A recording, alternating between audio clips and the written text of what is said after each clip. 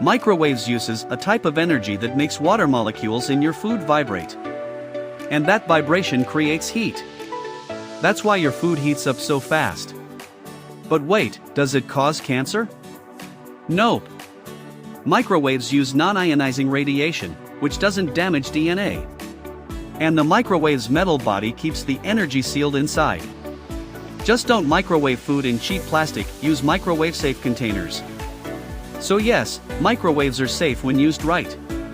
Quick, easy, and no cancer risk. Follow for more facts.